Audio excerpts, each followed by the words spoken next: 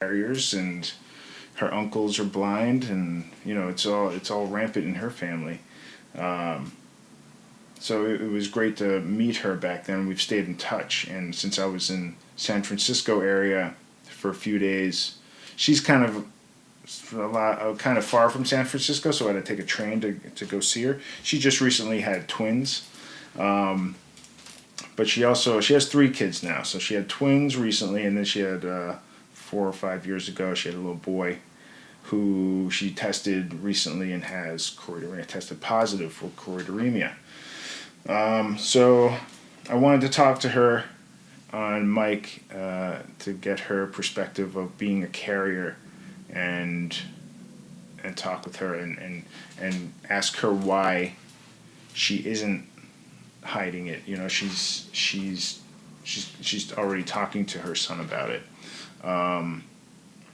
And she also is very open about talking about postpartum depression, which she experienced in a big way after having her first son.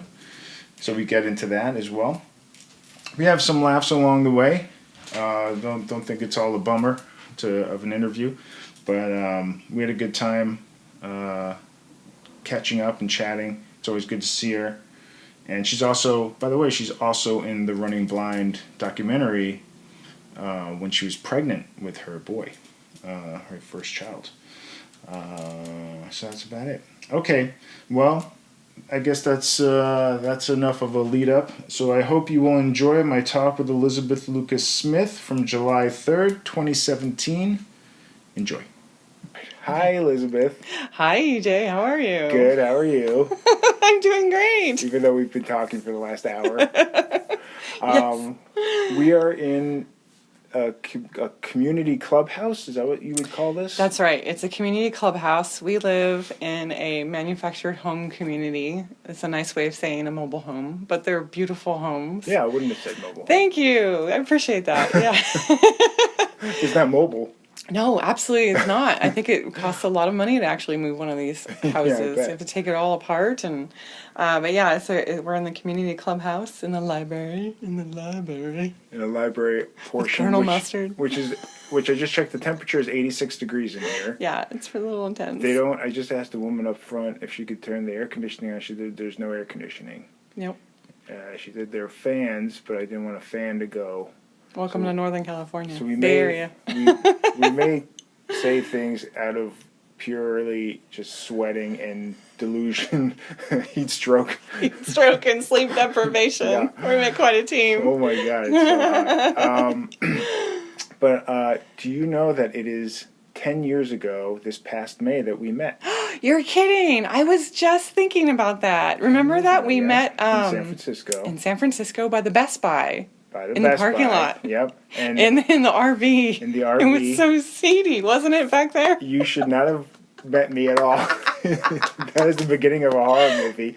But at the time, my brother-in-law, Allie, was riding his bicycle from San Francisco to Long Island, and he had bought a RV off of eBay, and his brother Frank was driving, and I was going to document it. All of it, yeah. And it took us 5 weeks in the RV, and we started in San Francisco. We met you, and because you and I met on MySpace. Right. Wasn't it MySpace first? Yes. It was MySpace, but also there was a Yahoo group too that I remember you were heading up. Email Yahoo group. But we started connecting, and once I found out we were going to be in San Francisco, I was like, I should try to meet Liz and talk to her about choroideremia, because you're a carrier, your father has it, and a whole family history. Family history.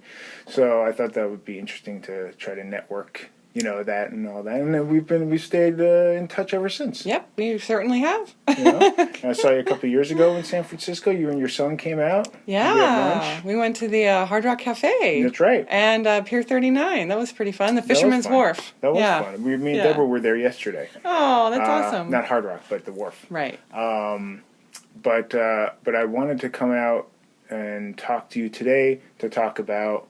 You're a mom again, a recent new mom. Oh yeah. But you got like a 5-year-old? He's almost 5. He'll be 5 September 30th. And you've got 2 newborns. How old are they? So Twins. I have identical twin girls, and they are, let's see, they're 14 weeks, but here's the thing, they're 1 month premature, so the wording goes, they're 14 weeks, 10 weeks adjusted, meaning 10 weeks adjusted past their due date. So anything before their due date doesn't necessarily count as for doctors and tracking development. Okay. Like how the brain develops, because that first whole month they were sort of still in utero as far as their behavior goes. Right. Yeah. So how do you do that with birthdays? Do you count their I count their actual birthday. Yeah. Okay. But, and that is only important for the first year. So, like, you go to the doctor a lot when you have a baby to check milestones and, get vaccinations and things like that. And just, you get a lot of checkups, like, at different points, like, where you're having, like, growth spurts and things. So, it's kind of drops off after the first year. Then you stop worrying about, like, any kind of premature time. Right. Because they all tend to level out. So. Did they have to stay in the hospital for a month? No. I actually, like, so being a month premature, it wasn't that big of a deal. So they were born essentially at 36 weeks instead of 40 weeks. Yeah. So it was actually 35 weeks and 6 days. So we didn't even have any NICU time. Like they were big enough. And they were breathing on their own. They were perfectly fine. In fact, 37 weeks for twins is kind of considered full term because you're lucky to hold them in after that. Yeah, because there's not much room in there. There's not much room in there. In fact, I was carrying close to about a little over 11 pounds of baby in me by the time that they were born. Well, if it helps any, I was almost 11 pounds when I was born. I was 10 pounds, 8 ounces, something like that. Wow. Yeah. Oh my gosh, that's intense. Your poor mom. Yeah. Good job, though. Yep. You did it. Freakishly big. Freakishly big. Well, yeah, and so we were in touch recently because you were gonna start telling your son has choroideremia. Yes, he was recently diagnosed by way of Stanford Children's Hospital with the choroideremia gene. Essentially, what they did is they checked the gene that I tested, positive for. So they had something to go off of initially. So when they, took his blood and they sent it off to the lab back in Virginia, the gene did in fact show up, and it was interesting. I knew my whole life, probably from the age of 5, that I was a carrier of this, of this condition. And how'd you know at 5? My parents told me. Yeah, my parents. I think I've known. I don't remember a time not knowing. Mm-hmm. That's how much I knew about it. There was just a moment where I had knowledge of the fact that my dad had this blindness, and then I grew up my whole life knowing about that I was a carrier and that I could potentially pass this on to a son or have daughters that are future carriers. Yeah. So, yeah. And how many people? So your dad's got it. How many other people are carriers? So my dad has it, and then I had 4 uncles who have it. Unfortunately, my uncle Michael has passed away. He passed away almost 10 years ago now, and my uncle Butch and my uncle Tom have the disease. And then it has been passed on to their daughters, who have since had children, and so some of my what's the term?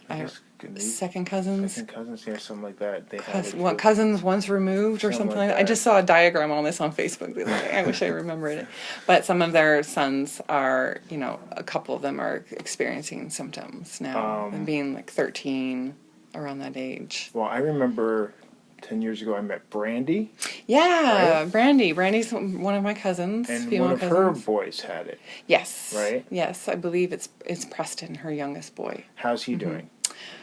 I think he's doing pretty well. I talk to Brandy about it occasionally. We talk maybe a couple times a year specifically about the choroideremia stuff, like in depth. We talk about it, on Facebook and things like that periodically. But in depth, I know that she's really great about taking him to a specialist in San Francisco, and also someone at UC Davis. I wish I could remember their names if anyone was curious, but I can always get you that information later. The specialists who deal with choroideremia out here in California. So, and she told him, if I remember, she told him young. Young, yes. She, obviously was very nervous about it and afraid to tell him. But she told him at some point when he had, the ability to reason and kind of grasp what was happening. Yeah. Right. I remember meeting her and the kid, and they were saying choroideremia, like they knew the word and stuff. And I was, and at first, 10 years ago, I wasn't sure how to take that. I was like, is it right for them to know? I didn't know. Right. Well, it is a heavy thing to put on a child. But now, in hindsight, of course, they should know. And I think, because at the time, Allie, who was riding his bicycle across the country, he was doing it for his son. At the time, his son was 2 years old. Yeah, he was a little baby. Yeah, and I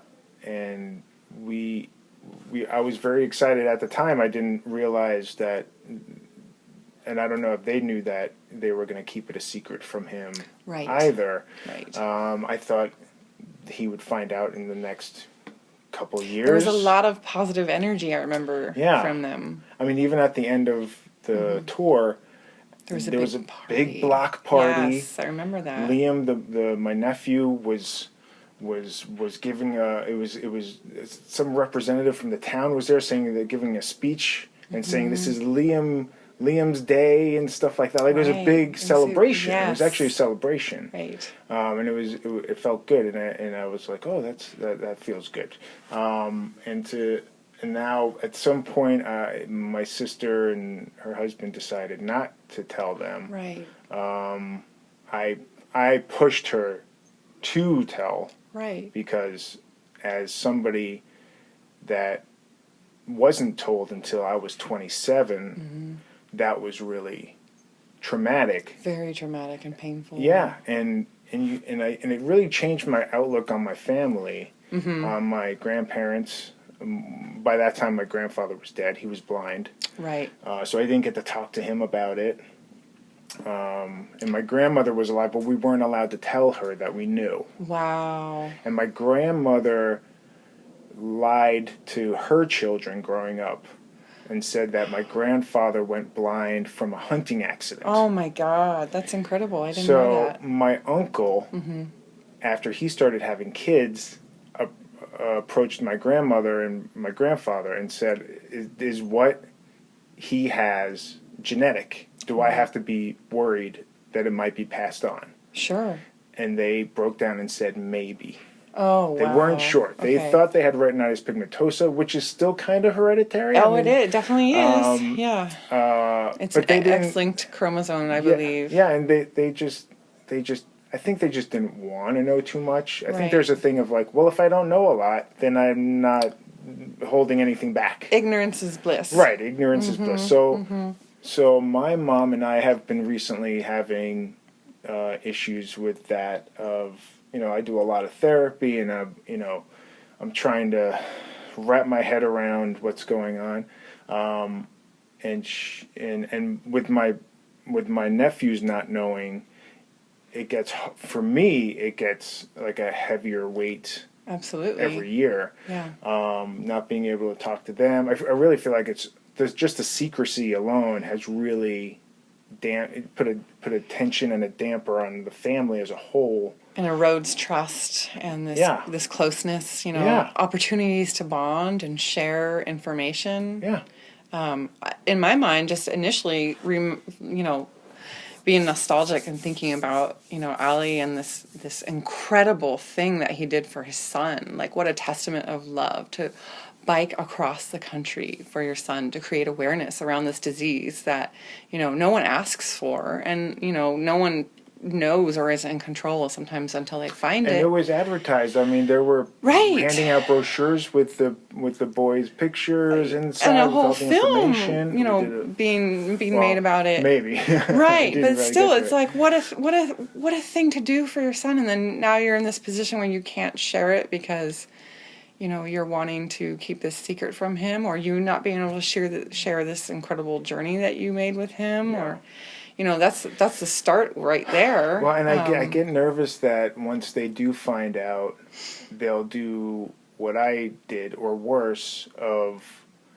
Now they look at us differently. Right. Now it changes everything. Now they go, all of you have lied to us for this long, and you could say all you want that. Well, we thought it was the best thing for you. It was our decision. We're the parents. Blah blah blah.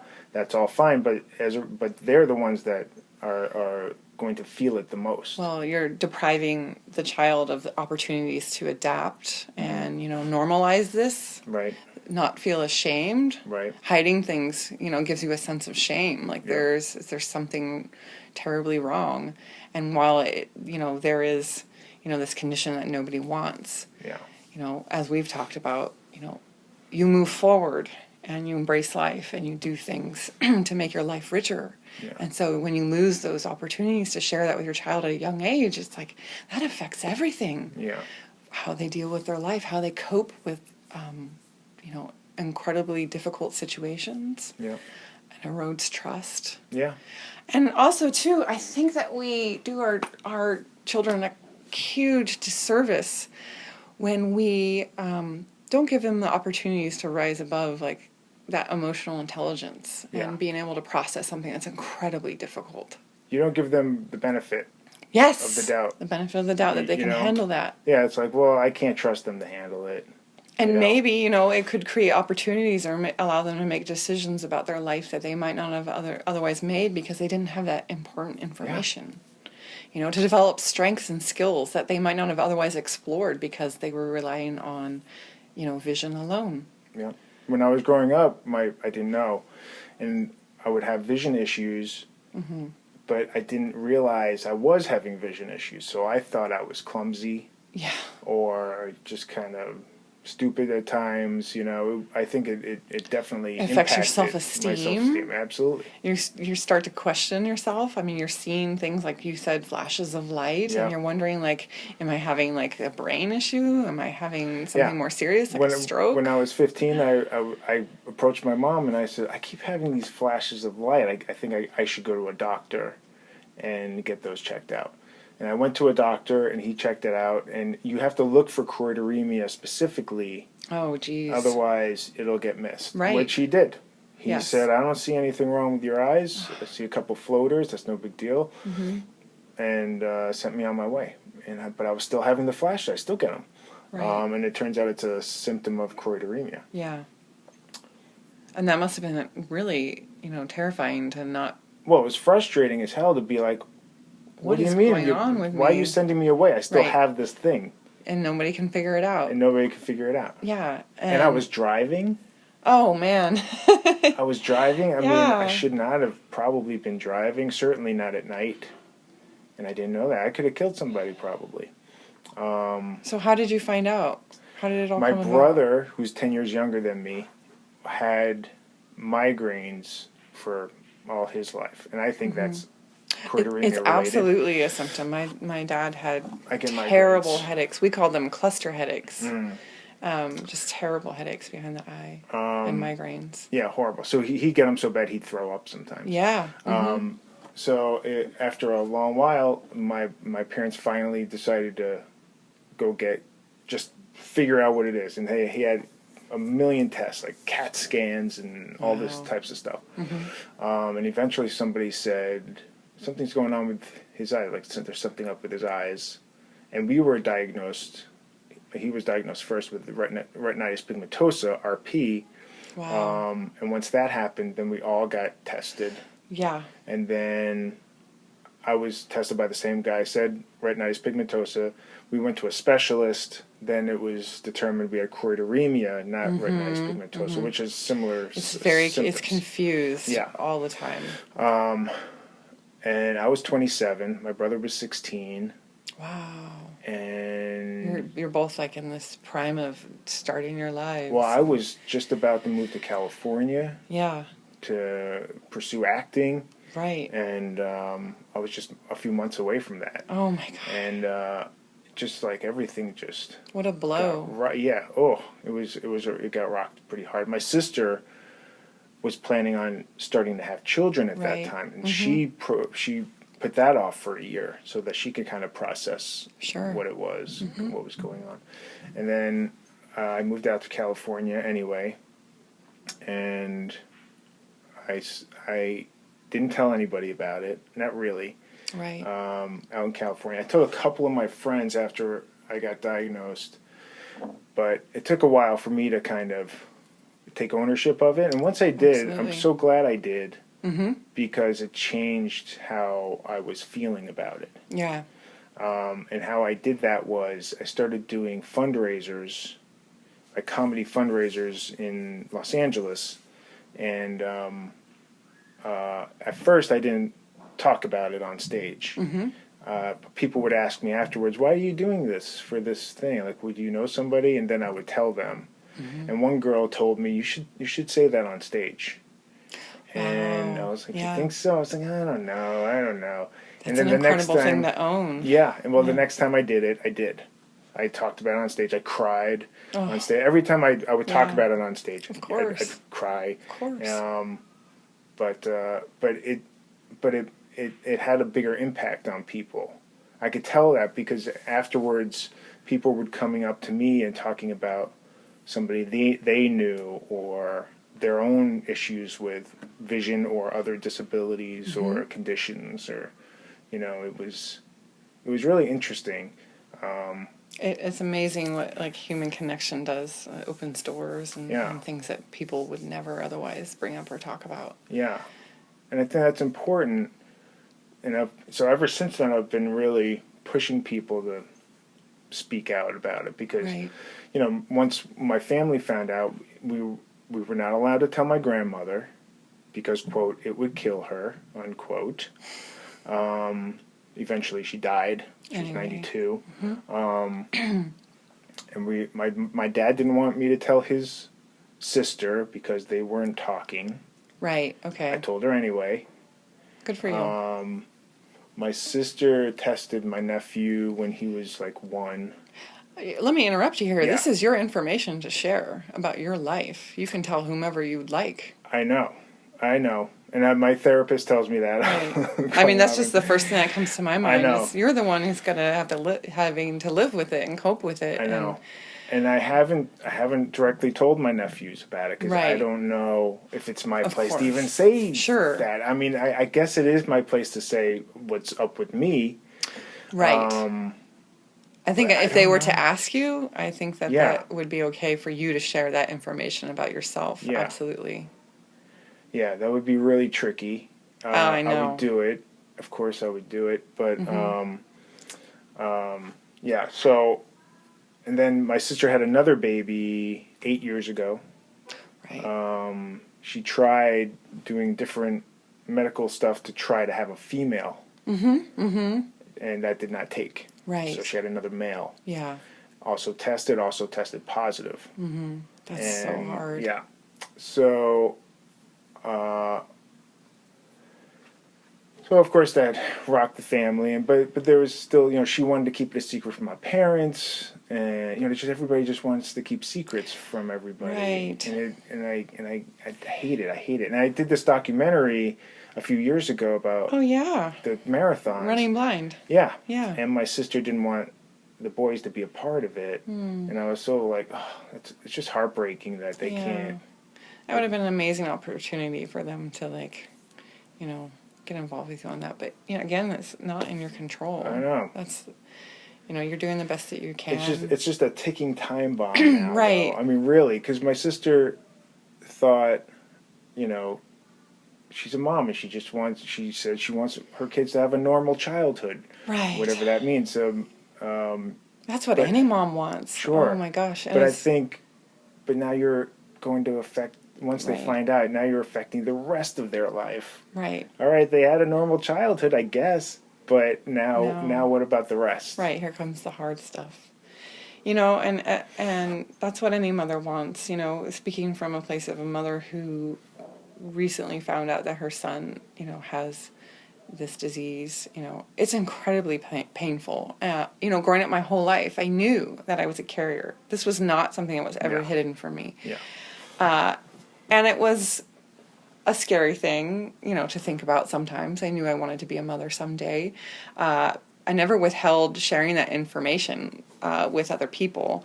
Like if I was dating someone that could potentially, be a future husband, or if it was going in that direction, like that was something, it was a conversation that I eventually had because I thought it was their right to know, and if that was something they wanted to get involved with.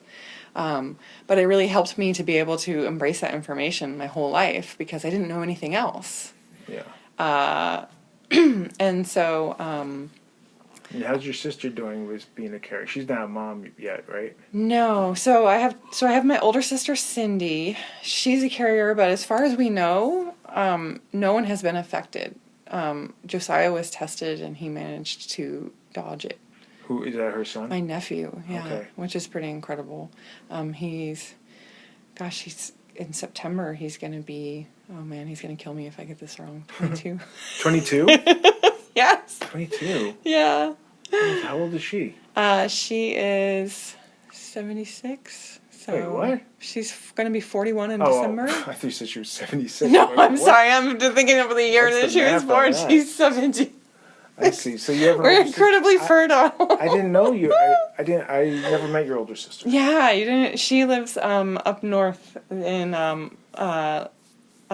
Clear Lake County kind of area, Lake County area, not far from Napa, kind of out there.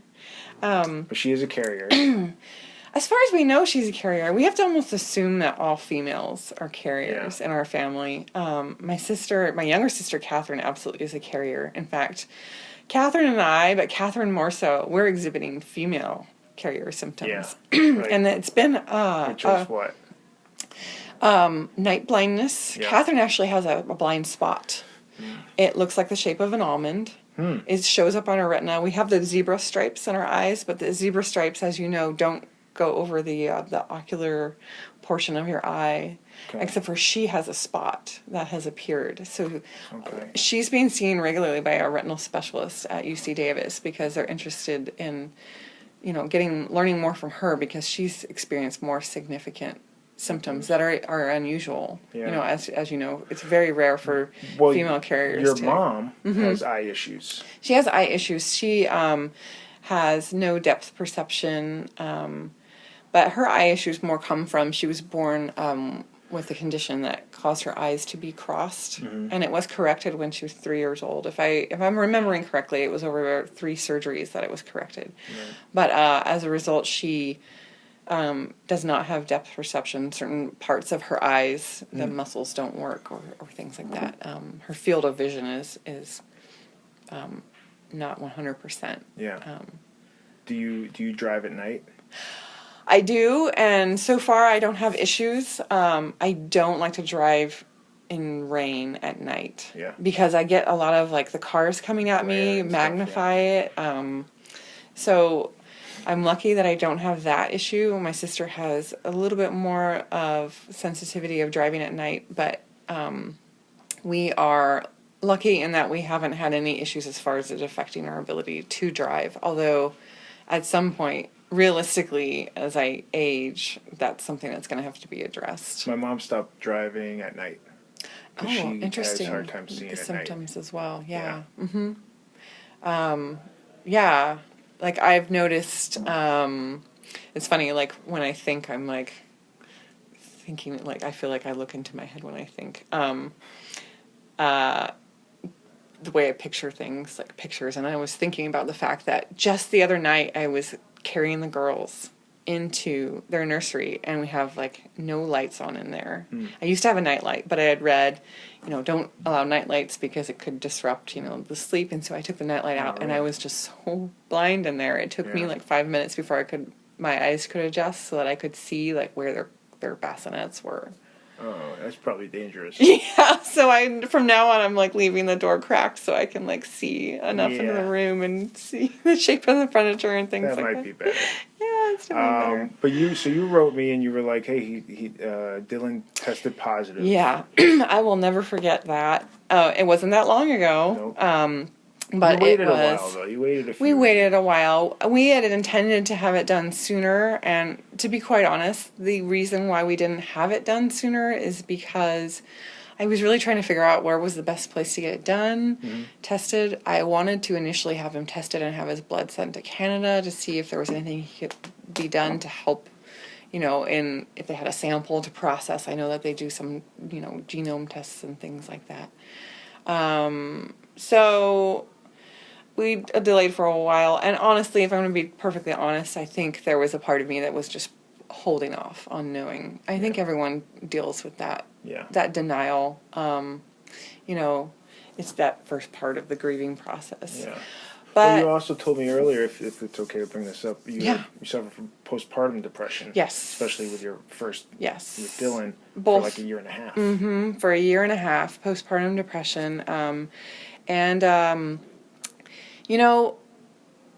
You hear about postpartum depression, and then it sneaks up on you. You don't quite know that that's what's going on. You have people telling you different things, and there's a lot of signs that are easy to miss because they're Mm-hmm. considered just part of the, the motherhood process. I had baby blues really bad. Let's just say that. Baby blues? Yes. That's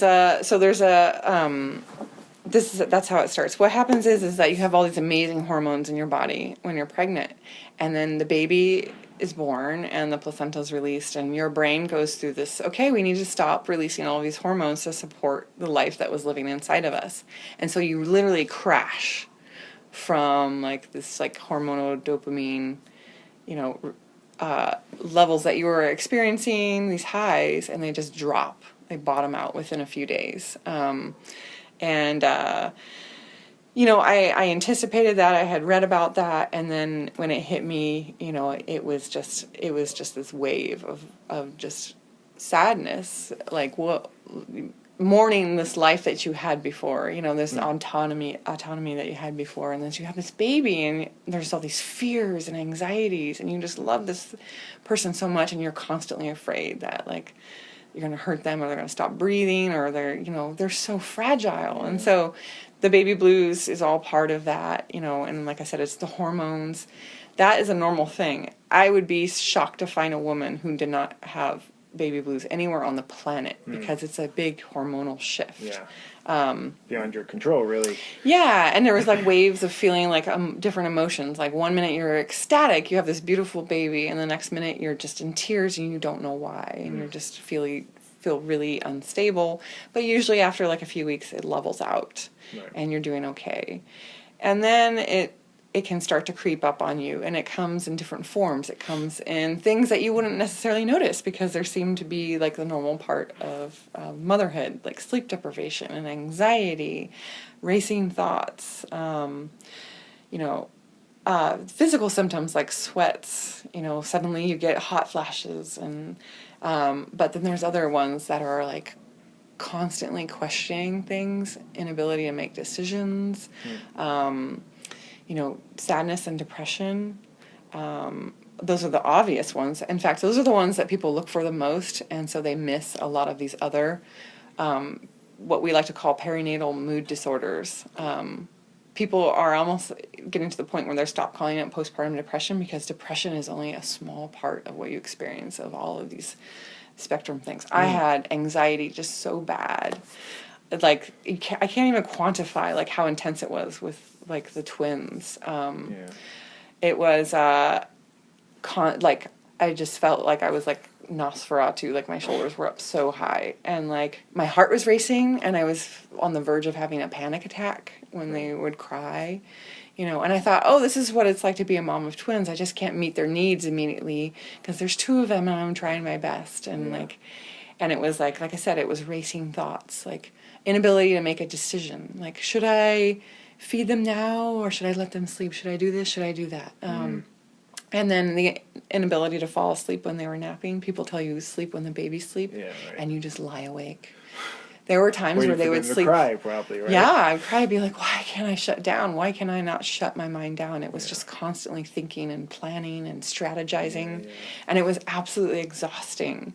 And I was driving myself crazy, and I was driving my poor husband crazy, and my mother-in-law, and they were so supportive, but they could tell I was not myself. And I was like this with Dylan, and I knew, like I said, I have a wonderful support network, thank goodness. When I went through this with my first child, Dylan, I did not know what was happening. Immediately, I thought that I was just having a really hard time adjusting, and I was doubting my ability to be a mother, and that maybe I wasn't meant to be a mother because I was struggling so hard. And then someone brought it up, and I started reading about it, and I started researching and seeing how common this actually was. 1 out of every 5 women has some kind of perinatal mood disorder. It is the number 1 complication of childbirth. I am not kidding you. Yeah, number 1. 1 out of 10 fathers suffers from a postpartum disorder. Oh, wow.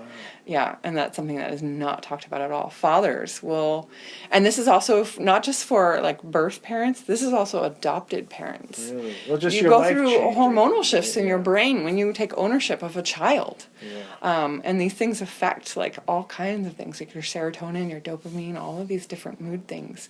And certain things will help people, you find different ways to cope that, are different therapies. Some people choose drug therapy, some people choose holistic therapies. And some of it you can't control at all because, like I said, you're talking about chemicals in your brain that you have like no power over.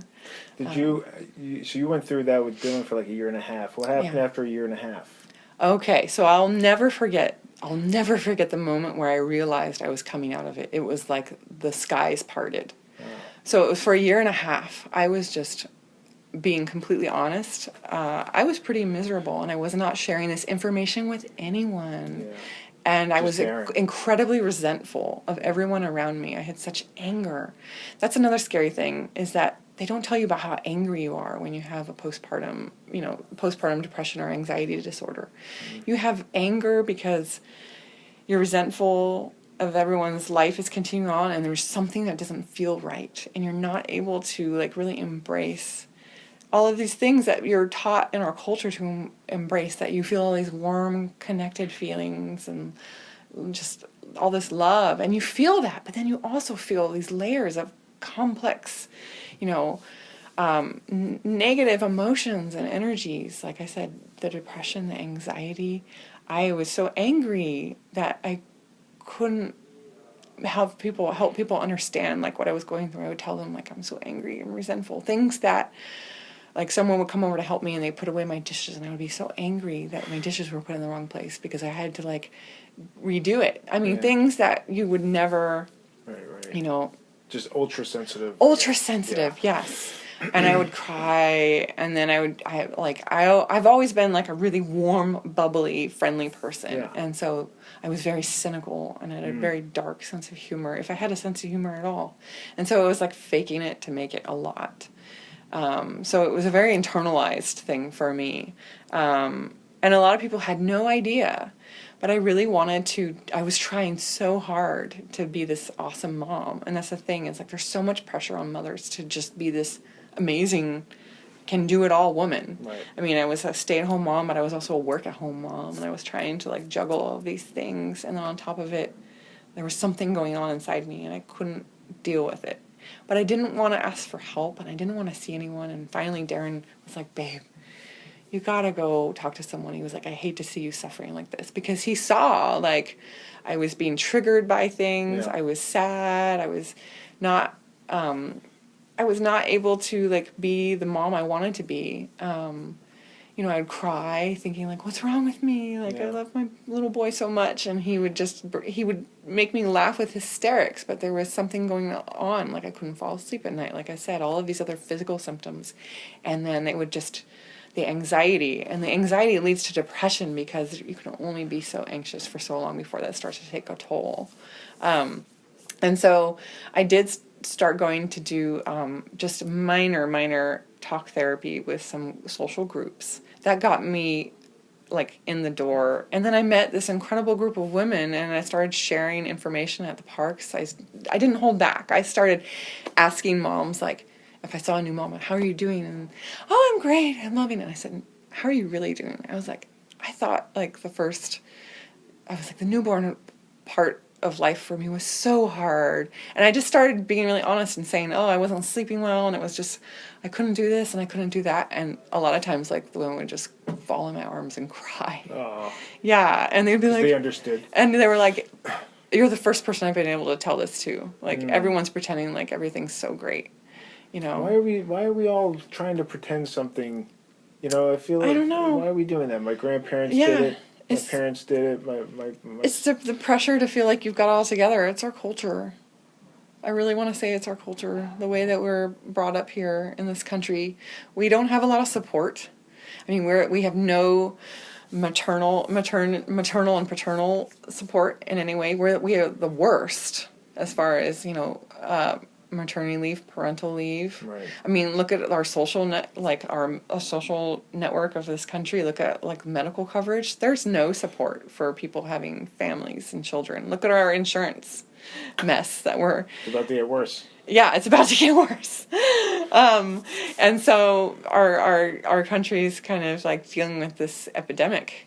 And other countries that have support, like if you were to look at Finland, if you were to look at parts of Europe, like postpartum issues are, while they're absolutely there, they're less. Yeah. You know, they have support networks. They have adequate time to deal with these problems, to embrace them.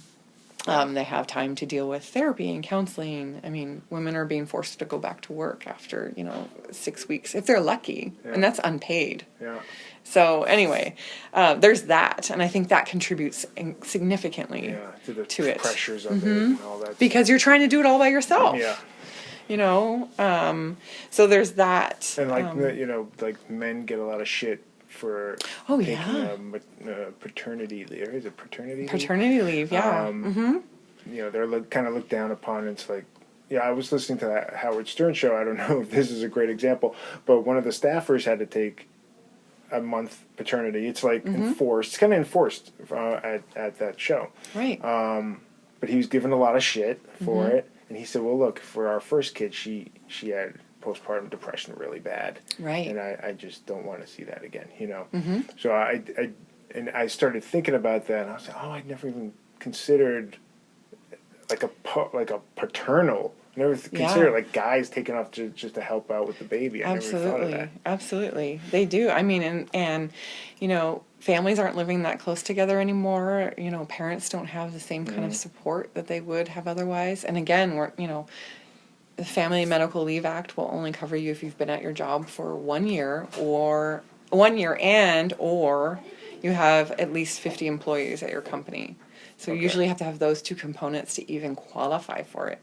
And that's just to hold your position for 6 weeks. You don't get paid at all. You have to file for disability, and you only get a percentage of that. So you're also taking this big financial hit while you're trying to deal with this whole new adjustment in your life. Yeah, it's intense. And so, I mean, it wasn't that long ago, maybe our grandparents' generation, where like the husbands didn't even come into the room, and they were in the waiting room, or they passed around, cigars, They didn't even learn the kids' names for the first 10 years. Yeah, exactly. Well, my grandmother, she had a breakdown. My mom's mom. Mm-hmm. She had 4 kids. She had a blind husband. Wow. And she was like put away.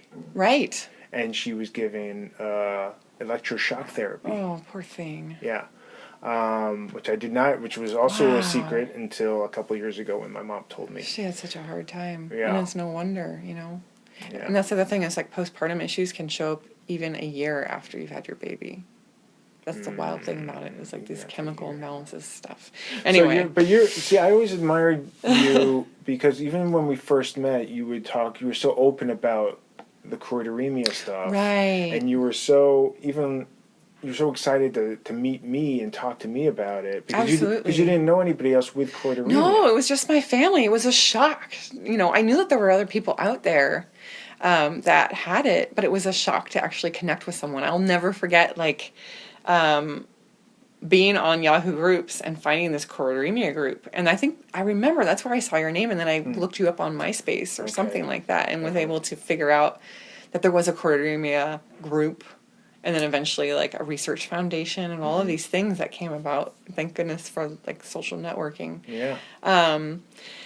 Yeah, so it was incredible to like actually meet someone and know that someone was doing something about it, because nobody was doing anything about any of it except for, some people in Canada and some doctors. Yeah. And so absolutely I wanted to meet you and talk about it. And it's so funny because I hadn't been dating Darren very long. I think it was like 6 months. Was it 2006 or 2007 that we met? 10 years. So it was 2007. So I'd been dating him a year and a half at this time. So I'd been open and honest about it, and he, it obviously didn't scare him away. No, and he handled it pretty well. He came to the RV. The RV and met you. Yep, and yeah, came that in, was and very cool of him. It was, and I talked to him about it too. I was asking his thoughts about and his fears and concerns about, because you guys were really serious and talking about kids and all that stuff. Yeah, we hadn't talked about really getting married or anything, but we had kind of joked about kids and like.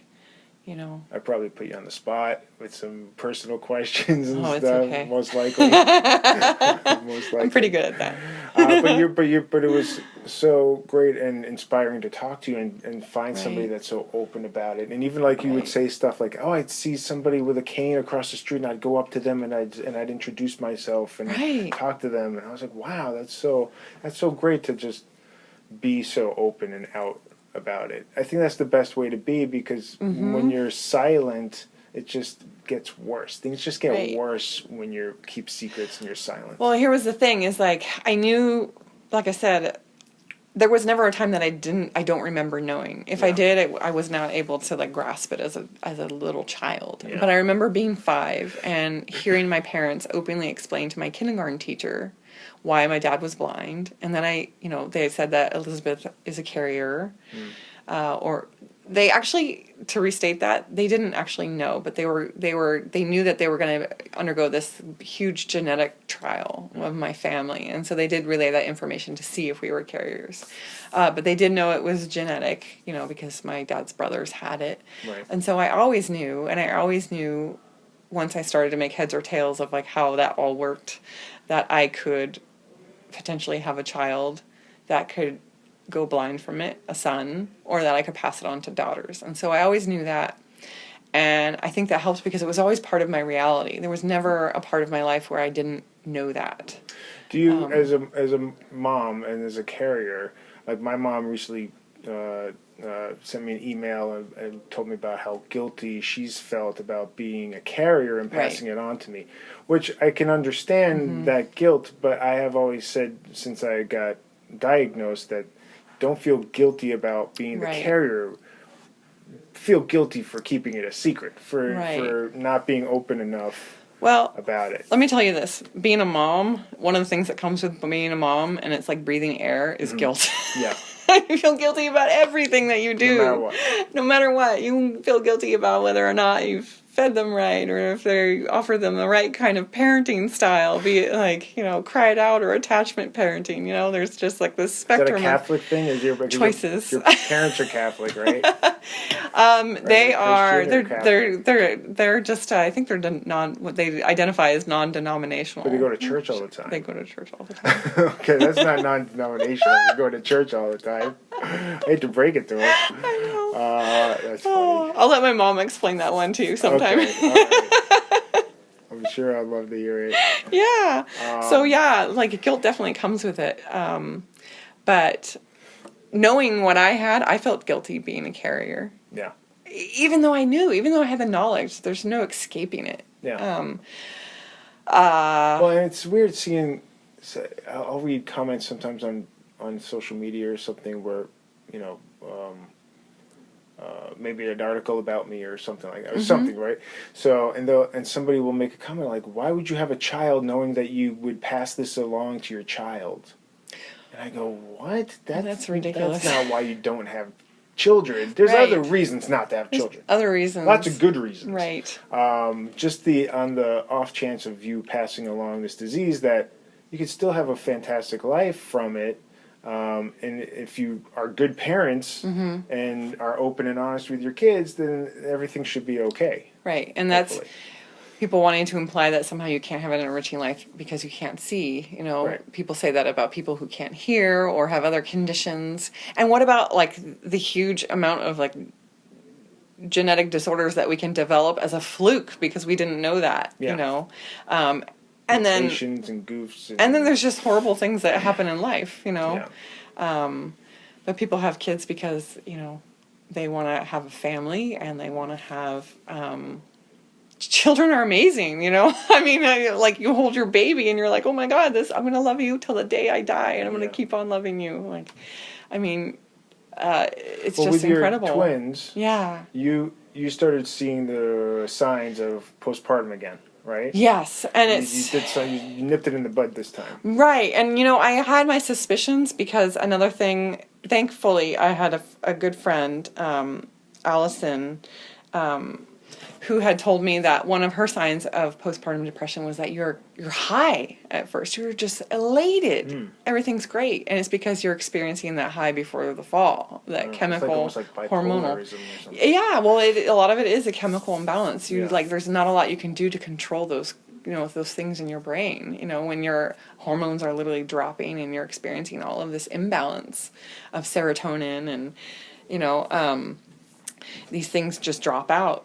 And so she was really happy, and she said that's when she knew like something was going on. She wasn't sleeping, and she was feeling great, and then things took a turn.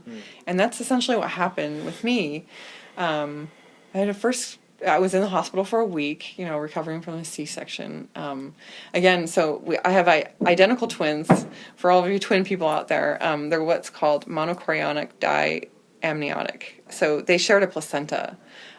So they weren't just like identical twins that had their own placenta. They shared a placenta. So I was going to the doctor all the time during my pregnancy, like all the time, to make sure the blood flow was equal, because there's a disorder that can happen with identical twins that share a placenta called twin-to-twin transfusion syndrome, where one's getting too much blood and one's not getting enough, and they can both perish.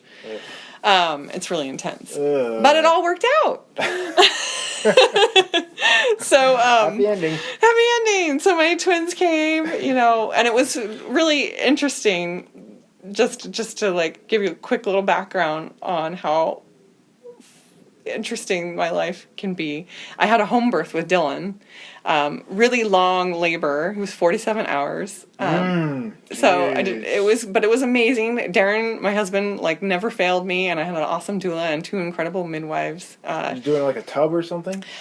We tub and a birth stool, and it was intense. But you know, my midwives were certified nurse practitioners. Yeah. They were nurse practitioners, labor and delivery at UC Davis and Stanford for a very long time, and so they had medical equipment. Yeah. I had an IV. Yeah. In my bed, like I had a lot of things, and if we needed to be transported to St. Luke's, it was pretty close. But yeah, it was, you know, one of those things that I did. Yeah. And it was wonderful, and it was also just intense. It was 47 hours of nonstop labor. Are you glad you did it that way? I am, because you know what? I felt like a motherfucker when I was done. I was like, holy shit, I am Wonder Woman. There is nothing that I can't do. And I think that was the one reason that I was able to last 18 months with that. Okay. And telling you now, like, it's amazing the way the universe works. Sorry, I totally like cussed. It's okay. Okay. That's all you want. Podcast. No FCC. It's amazing the way the universe works, because I feel like that led to me gaining strength and confidence to deal with certain things that came about in my life, like my son having choroideremia and having identical twins who also have colic and reflux and cry all the time right now. And it's really intense, but I love them to death. Yeah.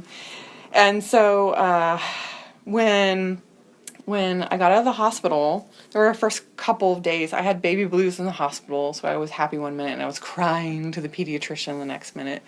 And then everything kind of leveled out, and I got into a routine where I was taking care of the girls. You know, they were 1 month premature, like I said, so I had to wake them every 3 hours. They would sleep through a feeding. We could not let that happen because they had to gain weight.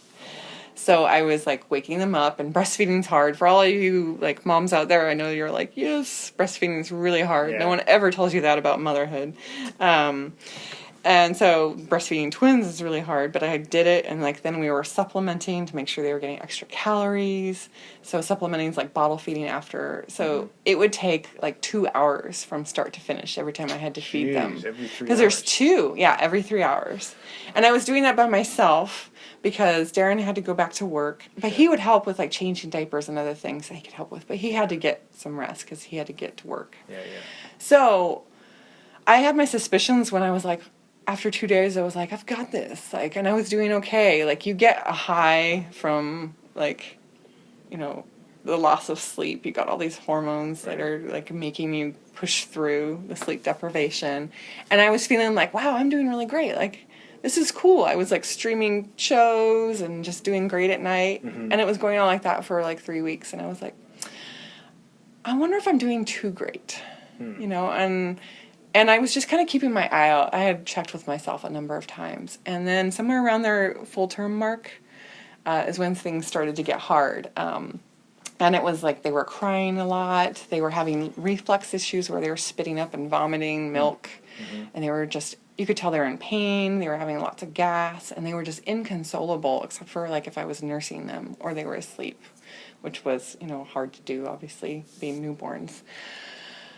And my anxiety started to spiral. I started wondering if they were gaining enough weight, if they were getting enough milk from me, if they were eating enough. And I was obsessing. Obsessive compulsive disorder is another symptom of postpartum depression. When you find yourself obsessing over details. And it's normal to obsess a certain amount as a new mom because everything is just in question. But I was doing it a lot. And then the anxiety was just palpable. And I was just started crying. And I just felt like I was just on the verge of losing it. Because just I was being just driven over the edge with worry, and not being able to contain my frustrations and not getting sleep and just literally feeling the tension, like the panicky feelings. And I said, I can't do this. This is what's happening. And I had this moment where I was like staring at myself in the bathroom, and I had washed my face, and I looked up at myself and I said, I cannot believe that you suffered through that for 18 months. We are not doing that again because you deserve to feel better. And I made a phone call the next day. And so I went to the doctor, and I told my OBGYN first, that was the person I reached out to. And I had had a conversation with my OBGYN first about all of this. I had told her, in full disclosure, I had postpartum, mood disorder. I had a lot of anxiety and depression, and she was so incredibly supportive. She was amazing. She said, well, we have things to help with that, and if you find yourself going down that road, call me immediately. And I did, and so she recommended something and got me a referral. So I went to a behavioral health specialist at my clinic, Palo Alto Medical Foundation. I shouldn't say clinic, it's kind of like Kaiser for all you California people. Okay. But it's like in Silicon Valley, Bay Area. I got on a low dose of Zoloft, and it helped like immediately. Like I was sleeping again. Like I was able to slow my mind down and calm the anxiety. And I definitely have like breakthrough anxiety because I'm taking a very low dose, and I've considered having it revisited to see how that goes. Okay. And I'd like to eventually like taper off of it if I can adapt.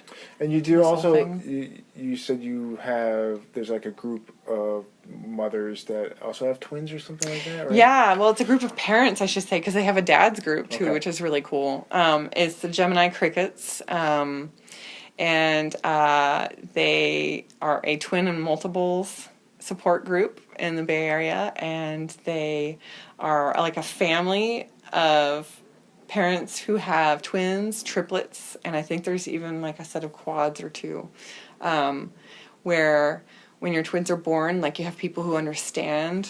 Saying this as a person who's had one baby, like like I said before, nothing prepares you for having twins. Like you can read everything, and then you have them, and you're like, oh my God, this is like 3 or 4 times harder. It would have been hard just having a second child. It would have been let harder alone having a second child, two yeah, at the because same you're time. like trying to take care of the baby, and you have this other person who needs your attention and Yeah. love and nurturing, especially now because there's this person who's suddenly coming in and like possibly replace them in their mind. Yeah. Did your mom ever have it? Postpartum? Did you ever ask She her? says that she never did, and I asked her, and I had colicky behavior, and there was definitely difficulties, the normal difficulties, but she said that they were so excited to have children again. Like, so my sister, they were pregnant again within 6 months. So I'm assuming that she didn't, because I was not ready to have a baby for a long time. Wow. After that. You know, Dylan was an easy baby too. He never cried. He was so happy. He was just the most delightful child. So like, well, how long ago was that? 2 Yeah. years ago or something? No, he's 4.5. Well, no, when I saw you. Was that 2.5 Oh, sorry. years? Oh, yeah. Something like that? It was less than 2.5 years. It was A year and a half, maybe? a year and a half, yeah. He was so cute. He's so cute, yeah. So cute. He's an awesome kid. So yeah, the twin thing. So you're getting help, which is good. Yeah, and it's amazing for anyone who's like on the fence about whether or not they should get help. Like, I felt If you're on the fence, you should probably get help. yeah, You know? yeah, If exactly. you're like, shouldn't I? Then you should. It was a huge difference. I mean, it was like a breath of fresh air when I was like, wow, my thoughts aren't racing, and I am not feeling anxious, and I'm not feeling like my heart is racing, like the physical symptoms that are so disconcerting, and the mental symptoms. Like, it was just amazing. And how have you started? Because you asked me like through a text. What did your sister do to tell her son about choroideremia? Well, it wasn't anything that she told him. I think that she got him tested, and when she found out that he didn't have it, it wasn't an issue anymore. No, you know, remember when you texted me and you were like, what did your sister do? I'm sorry, I've made it I'm sound sorry. like your sister. Yeah. My apologies. That was my fault. When No you worries. texted me and you were like, what did your sister say to your nephews about the choroideremia? And I'm like, nothing. Not that I'm aware of. They said nothing. Because you had just tested him as positive. Right. And you were trying to figure out how to tell him. Yeah, well, like I said, the girls, so I was going through this great high. The girls were home for like 2 weeks, and I had gotten the genetic testing done before the girls were born, because I knew once the girls were born I would be so overwhelmed, it would be hard to take Dylan to get his blood drawn. Right. I was that prepared for twins. Right. And so he got tested before, and we had great genetic counselors at the Stanford Children's Hospital, and he got tested, and Colette Gilliland, she called me, and I remember, like, I saw her number come up and I knew what the phone call was, because she knew that I was having the babies and that I would be getting the results right about the same time, and she was gonna like make sure that she told me when I was at home. And so she called me, and I knew immediately, like I said, what it was, and I said, hi, Colette, and we talked for like 1 minute about the twins being born, and then everything got really quiet. Oh, I'm going to cry. And she got really quiet, and she said, well, as you know, you have like so much knowledge about this that you blew me out of the water, because I knew so much. Like, we drew the family tree and everything, and I didn't even have a concept of like some of the things that would come about in this, but you've given me an education, and I want you to know that we've gotten Dylan's test results back, and he's tested positive. And it was like immediately, like, I've been waiting for this moment my entire life to be told this information. And then all of a sudden it was like a train in my ears, and I was like, I thought this was going to be easier to hear. Yeah. And it wasn't. Yeah. And it was like, oh my God, this sucks. Like, the guilt, the pain, the fear for him, like, I knew that he loves life, and everything's, he's going to find his way. But still, it's just like, you never wish anything upon your child, Sure. no matter what it is. And so, and then I was like, oh my God. And then I thought, I'm going to have to tell my husband. Yeah. And he's been nothing but the most understanding, loving man that I've ever known in my entire life. And but I was terrified to tell him. And I didn't know what to do. And so I called my mom, and I was crying. And she thought I was crying because of like dealing with twins or something. And I said, it's not that. And I said, I got the call from Stanford. And she knew immediately. And she was like, oh, okay. And she just got really quiet. And I talked to them for a little while. I told them I didn't want to talk too much about it because I wanted to just sit with it. And so I didn't know what to do. I was kind of like reeling. I texted my sister, and I felt like I couldn't talk about it. And then I was like, who can I talk to? And I was like, I got to talk to EJ. And that's when I wrote you that text. And I was like, I was just dying inside. Like, you, like, totally brought me back from this place of, like sadness and self-pity and all of this ridiculous feelings that I was having. And you know what? After I talked to you, you're just going to love Darren when you hear this. He comes home, and I'm sitting on the floor, and I'm, like, holding both babies. And Dylan is with my mother-in-law playing at the park. And I just have tears streaming down my face. And I'm just, like, rocking 2 babies in my arms. And he's like, babe, what's wrong? He was like, what's wrong, babe? Like, he thinks that I'm having a really hard time with the twins. Yeah. And I looked at him, and he sat down next to me. I said, I got the call from Stanford. And he looked down, and he goes, oh, okay. And I just looked at him, and I just sobbed. And I said, I'm so sorry. And he was like, what do you have to be sorry about? Yeah, no kidding. He was like, we always knew that this was going to be a thing. And he was like, this doesn't change anything. Like, we just keep moving forward. Yeah. And that was it. Yeah. And he was like, you need to get up off of the floor and, like, be the mom that he needs to be. Like, he's going to draw strength from you. And I was like, oh, my God. Okay. I was like, really? That's how you feel? And he was like, yeah. He was like, yeah, it sucks, you know, to have this happen. Nobody wants this to happen. Nobody wants to pass this on to their kids. Nobody wants to have to deal with it, as you know. Yeah. But he was like, that's life. So, you know, I don't know if it helps that, like, Darren's a type 1 diabetic, and he has been since he was a kid, and he has to take insulin 4 times a day, and he's dealing with a lot of health issues himself, even though he's healthy. But he was just like, you know what? You need to, like, grieve and feel your feelings, but this is not, you know, the end of everything. Yeah. Like, you move forward, you know, there's worse things, you know. He's like, we have our son. He's alive. Yeah. He's going to be with us, you know, hopefully for the rest of our lives, like, and talk to us and love us and experience life. And then he was also, too, you know, we don't know what happens for the future.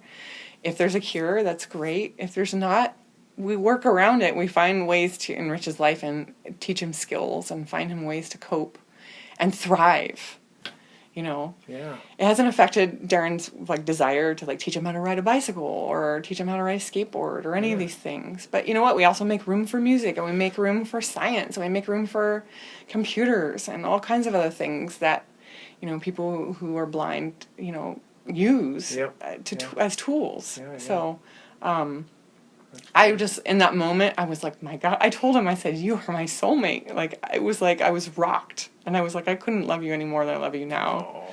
Like, he's just so awesome. That's so sweet. Yeah. So sweet. Oh, it's so cheesy. Everyone go and vomit. No, that's sweet, actually. That's nice to hear. Oh. So I recommended to you of talking to somebody. Don't just talk to him yourself. Maybe get advice from a professional. Absolutely. To talk, because, you know, you don't want to say the wrong things. You want some advice. Right. My biggest problem with people in general is we listen to our own instincts, and we let fear drive us. Fear or feelings, whatever whatever. Right. And people are entitled to their feelings, but it doesn't mean they're going to make the right choices. Absolutely. So I always encourage people to, including myself, I'm like, I don't know everything. I should go research and talk to people that do know more about this subject, whatever it may be, before I make a rash decision. Right. That could affect someone's life. That could affect somebody's life. Forever. Especially if it's not your own. Right. So I recommended that you talk to somebody to make sure you say the right thing to, because my brother's an alcoholic. Right. And I was worried about his health a few years back, and we were all trying to get him to lose weight and be healthier, and because he's very obese also. And I'm like, hey guys, that's not working. Whatever we're doing isn't working. So what if we all, as like a family, went and talked to a professional and got advice from a professional? That's wonderful advice. Thank you. Nobody wanted to do it. And then a couple years later, his wife left him, and he that's finally so went. hard. Yeah, he finally went to rehab, Right. and he's been struggling ever since. But That's so hard, though. I mean, he's trying to process all of this information, and like everyone, self-medicates in one way or another, to deal with like really traumatic things. yeah, and he was drinking before he found out about choroideremia. Right. He started drinking at like 12 or 13. Right. But it's a perfect storm of like, oh, well, you have that gene. We have addiction in our family. Absolutely. You have that gene, and so here's some bad news to go along with your bad genes. Big time. Yeah. So have you looked into, or you have started talking to somebody? So we about haven't that? started talking to anyone yet, only because it's just been difficult to get the babies to their checkup. Right. They don't do very well in the car, and I laugh now because you can't leave them for more than 90 minutes at a time. Yeah, We're almost at 90 minutes now. I know. Actually. Well, they're breastfeeding, and they do take one bottle a day, and they're doing great as far as like thriving on that end. Thank goodness. The girls aren't letting me down. Yeah. But like I said, breastfeeding is hard, so anyone who wants to just quit right now and go to bottles, especially if they have twins, like, more power to you, and I love you, because being a mom is just hard, so don't let me pressure you into anything. I'm like, wait a minute, I'm talking about how much I'm breastfeeding. It's okay. It's okay. I want to be just supportive of all moms, You are. Okay.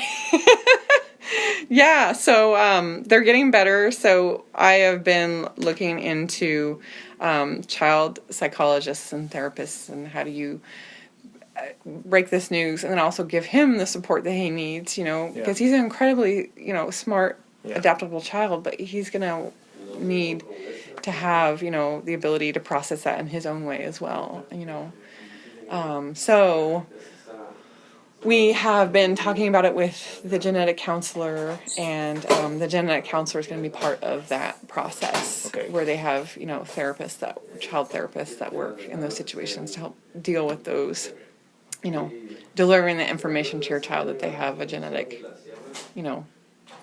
condition that's going to affect their life. That's pretty traumatic. And I think for me, I think that, I know parents want to protect their child. Absolutely. It's a big deal. But I also think that if your child has, let's say, choroideremia or whatever, they also have a right to know and be a part of decisions. Hello? Hi. Can I help you? I'm the administrator. I just introduced myself. Oh, hi. Hi.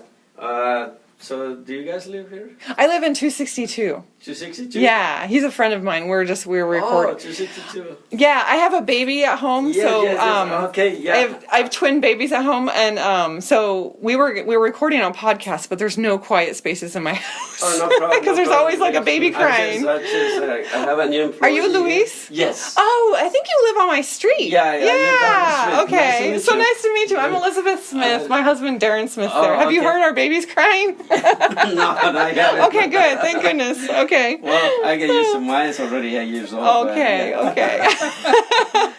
Nice to meet you. Yeah, nice to meet you too. Santiago. Hi, Santiago. He's just started today. So. Oh, great. Well, welcome. Yes, thank you. Well, nice to meet you. Nice to meet you too. Thanks. Nice and hot in here. All right, sorry. What were you saying? That was so weird. I know, that was a little weird. What would you say? Do you remember? What was I we were talking about the child psychologist. Yeah. So the genetic counselor has referrals for that, and like a whole process, because I think it's really important for him to know as soon as he is able to like really grasp it, or even sooner. As much as I'm going to hate having to tell him. Well, I mean, like you tell him now, you tell him in. Right, you can tell him in 10 wonder. years. But I feel like if he knows now, it's something that he can, empower himself to make changes in his life, to make decisions in his life. Also think to network and. But I also think beyond all that, I think it's better just for the household. Right. Of like. Oh yeah. What kind of tension would there be in a household where you are keeping something like that from your child or children? That affects the energy of the house. Absolutely. The tension that's built up. Because to lie, to have to keep like a lie or like some cover up going. What does Donald Trump say about lies? What did they call? He's like, they're great. They got me to be president. What did they say? That factual. What was that term that they used? Alternative facts. Alternative facts. Yeah. Oh God. These are alternative facts. Keep those alternative facts going. Oh, he's got lots of good ones. He's got lots of good one-liners, no. Mr. Trump. Yes. That's the hardest thing. I mean, if anything, you should be like ashamed. Forget like being afraid to tell your kid that he has choroideremia. You should be afraid to tell them that you voted for Donald Trump. But that is the worst thing you could possibly tell a person. Well, I would say, so I voted for Donald Trump, and I'd be like, what? And be like, just kidding. I didn't vote for Trump, but you have choroideremia. Oh yeah. Oh my God. That lessens it, right? That takes the sting out a little bit, right? I know. I'm sorry, Dylan, we're making fun of you. It's not funny, but it is funny. Yeah. That's the thing too, is that when knowing is half the battle, like G.I. Joe says. And he knows everything. And when you know these really hard, difficult, painful things, you can deal with those initial feelings, and then you can move forward, and you can have a reality about it. You can have a sense of humor about it, you know? And you can talk about these things that are difficult and just be real, and then you can connect with people, you know? Yeah. That was a reason why I felt like I could talk to people on the street who had guide dogs or a cane, because it was part of my life growing up. Like, I would introduce myself. I would say, like, hey, my dad has this condition, and he has a guide dog, or he walks with a cane. And instantly, like, they were able to relate to me and have a conversation. Can you talk about, I don't mean to cut you off, but... No worries. I want to get back to your babies, but can you talk about your mom's adopted brother? The story you just told me. Oh, yeah. Can you tell that story? I can talk about it a little bit, I think. Okay. Because I think, like, certain parts of, like, I know it was incredibly difficult for them to conceive, my grandparents. And so they adopted my Uncle Jeff, and it was just the time and the culture. It wasn't something that a lot of families talked about if they adopted a child. And which is so weird. Yeah, I mean, we're also talking about like the 1950s and 60s, and things were just really different then. Yeah, and separate water fountains for black people and stuff. Well, there you go. There was that whole thing too. There was all of that. Yeah. Oh my God, yes. Talk about making it very difficult for everybody. Yeah. I shouldn't say everybody. Like, if you were a white man, you had it pretty good. Yeah. Especially good. Now so you still do. Everybody's ruined. They're trying to dampen our spirits. Oh my God. Oh. Yeah, at least Dylan's still a white guy. Oh, I know. I know. Now we're laughing about the racism that still exists in our country. Oh my God.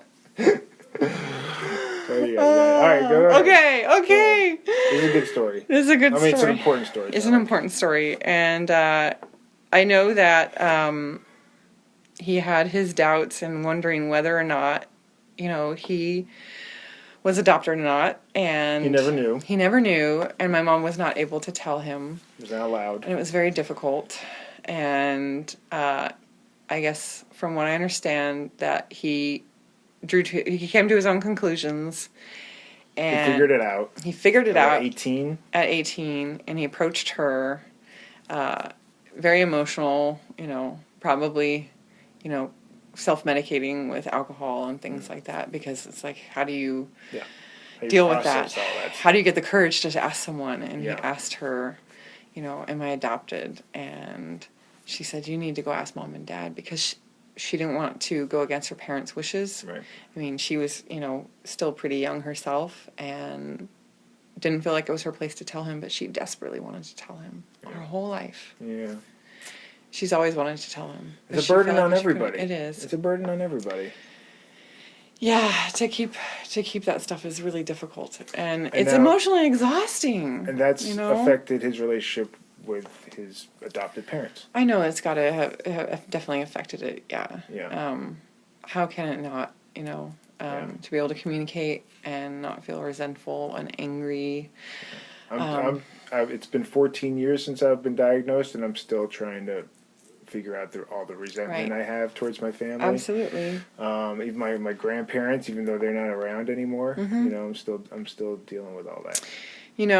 And the only thing I can say is, like, a parent, we make major, huge mistakes. And I find myself making mistakes, like, with Dylan and the girls every day. Like, not major, huge ones right now, hopefully. But it's going to come a time, and, like, the only thing I can say is, like, we do our best as parents, but sometimes, like, we do things in the best interest for our kids that aren't really in the best interest for our kids, out of fear. Yeah.